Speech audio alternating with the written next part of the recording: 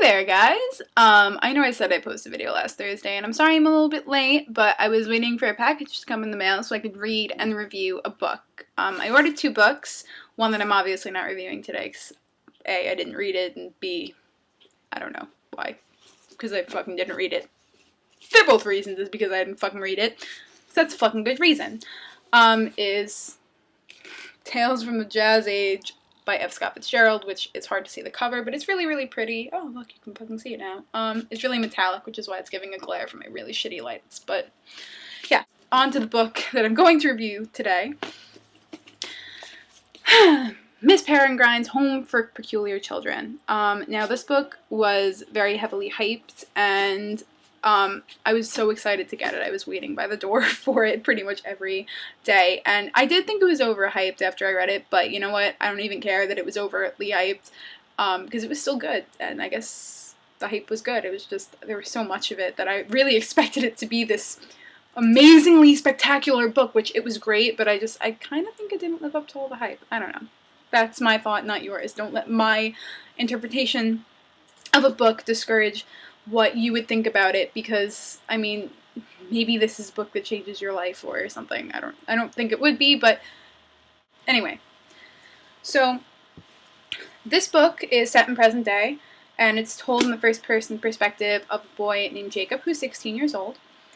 And his grandfather, ever since he was little, was telling him stories about how he used to live in an orphanage, Miss Peregrine's home, and that he lived there with children who were peculiar.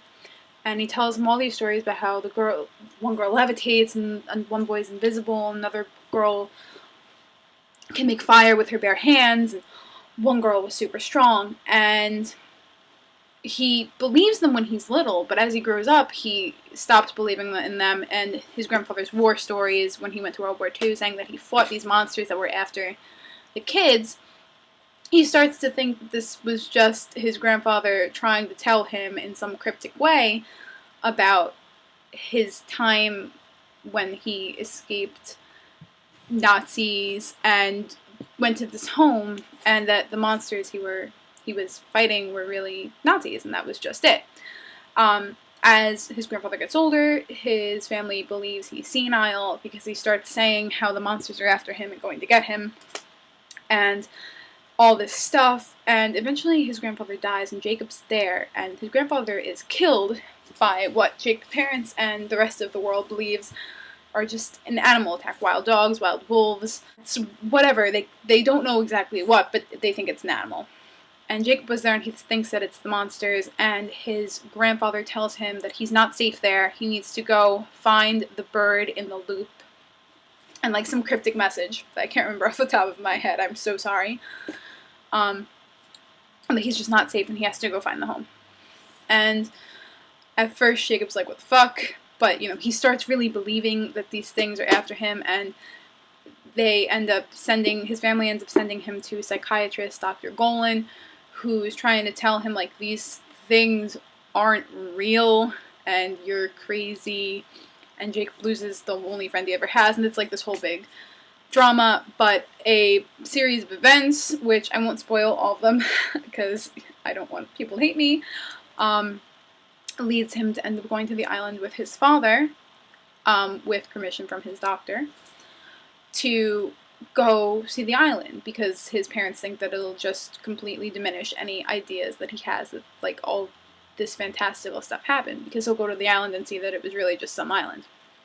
And so him and his father go to this island off the coast of Wales, and Jake begins searching in it, and he finds the home, but it's all tattered, and it looks like a bomb hit it, and he finds out that it was bombed on a day by German airplanes, and everybody in the home died except for one boy who left and went to war, who Jacob realizes is his grandfather.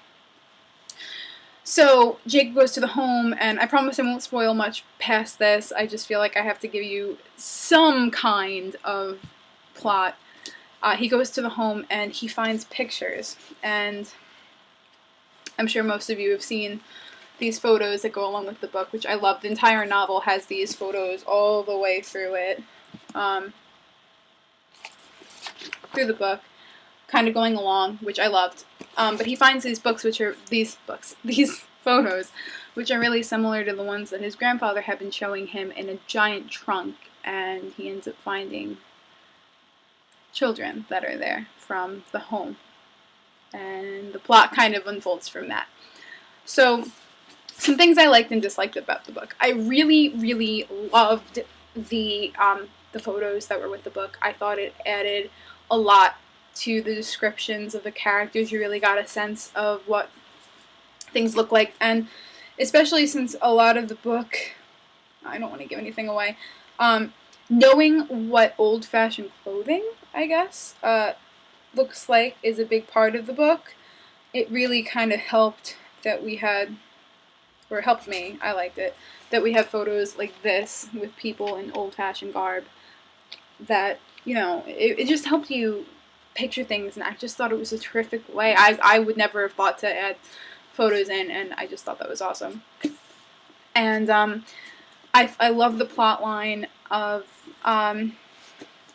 what goes on, the boy and his grandfather, and they connect without connecting, like, on a physical level. They're not there, but I feel like he ends up growing closer to him in the book.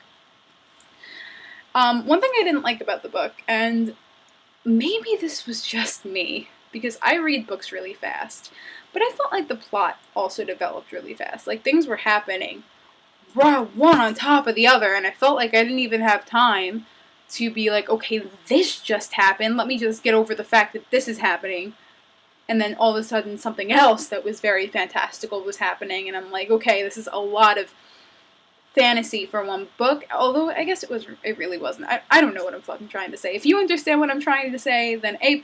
You know the mind of an 18-year-old girl. Do with that what you may. But long story short, I really enjoyed this book, and I recommend it to anybody who likes fantasy, anybody who thinks they would be interested in this. Go pick it up at Barnes & Noble or Amazon, or do what you will, and I'm super excited that Ransom Riggs is working on a sequel, apparently, to this book.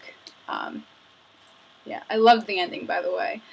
I just thought I should put that out there, because I wanted to say that, but I forgot. So, I loved the ending. So, if you liked this video, comment down below and subscribe. Curious Case of Me. I have a Tumblr, curiouscaseofme.tumblr.com, where I post random shit all the time. You could go and do that crap. Yeah, I'm going to try to post a video next week, whether it be on books, which it most likely won't, because, I mean, I have a lot of books. But I don't have enough books to do a video a week on them, so it might be on movies, or maybe music, or TV shows, because I watch a fuck ton of TV shows that I never have time for, and I'm always catching up on them. The life of a geeky person, I know. But, or rants, I don't know. So, hopefully, if you like my videos and you're subscribing, you will see another video from me next week. And, yeah, I'll see you next week. Hope you liked it.